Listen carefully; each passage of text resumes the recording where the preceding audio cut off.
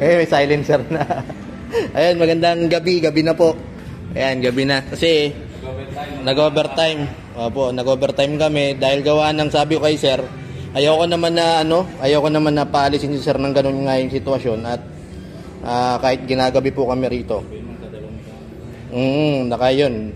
Nakadalawang mekaniko na raw si sir. So history po kasi nito, lagotok tapos hindi mawala-wala yung lagotok. Unang-una 38,000, ikalawa 25,000. Yung shock absorber 2 days pa lang tapos nagdilik na. Tapos ang masaklap nun, mga sir, hindi ho brand new, pininturahan lang.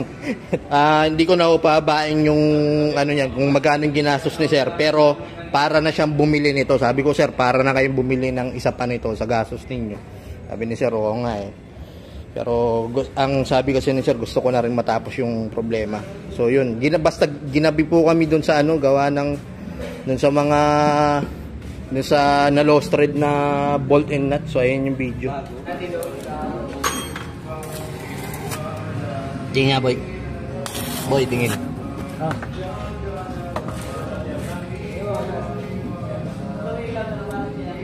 Pinturahan nyo, ha? Opo. Ito, bagong pintura. Ano yung nag-leak dyan? Ayan, oh. Tagas-tagas agad, oh. Pero, ito, sir, i-ano nyo sa kanila? Ibalik nyo, baka may warranty po yan. Kasi dito sa amin, sinasabi niyang gas type. fluid. Yung gas type lang. Ano pa? Yung gas type na siya. Hindi nga, press mo nga, boy. Ito ata. Wala na, tukod na. O, yan. Yan. Sirang-sira po yan pagka ganyan. Ito yung gas type na sinasabi nung nagkabit. Yan, parang bagong pintura. Pero sana maiano ni sir warranty. Kasi dito sa amin sa shop, siyempre parts and labor, may mga warranty po yan. Pag magkaroon ng problema, kasi di po natin maiwasan minsan, may mga parts naman talaga nagiging depektibo. So sa amin, pinapalitan namin yun. Basta under warranty. So yun, problem solved na. Marami po kaming pinalitan. Kasi unang history nito, sabi ni sir, pinapalitan lahat ng overall, lahat ng pangilalim. So meron pa nga rin. Tapos yung ikalawa, gastos again. Tapos ngayon, parang overall pa rin ng pangilalim. Kasi ganun pa rin eh. Mga sira ulit yung naisalpak. Ngayon, ang sabi ni sir, para raw ano raw ginawa namin, gawa ng para raw may silencer. Kanina raw parang Armalite. So yun, ibigyan ko na lang po kayo ng tip. Halimbawa yung mga bolt and nut natin dito. Sa mga pangilalim, napakahalaga po kasi yan eh. Lalo yung mga nakatanim dito sa chassis. Ayun yung nagpapaproblema dyan sa mga mekaniko.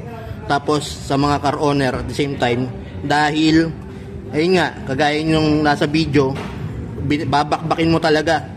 Kaya ingatan sa mga future mechanic, ingatan ninyo, huwag nyo pepersayin ng tabing yung tornilyo.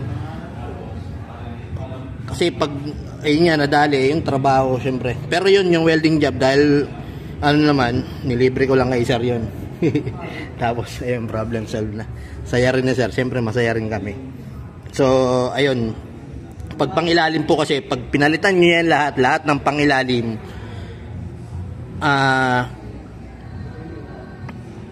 malaki-laking gastos yan. Kaya hanggat maaari o every PMS, pa-check ninyo yung mga pangilalim ninyo. Kung mayroon pong kumakalog dyan o may sira, papalitan nyo na po agad para hindi magdamay-damay. Gawa na pag nagdamay-damay yan, masakit po sa bulsa yan. So yun, tinapos na ni sir yung stress niya. Sabi niya, gusto niya rin matapos. Ayun, masaya na sir. Masaya rin po kami. Salamat po kay sir na pumayag na video ang ko to. Ayun, ingat po tayo lahat.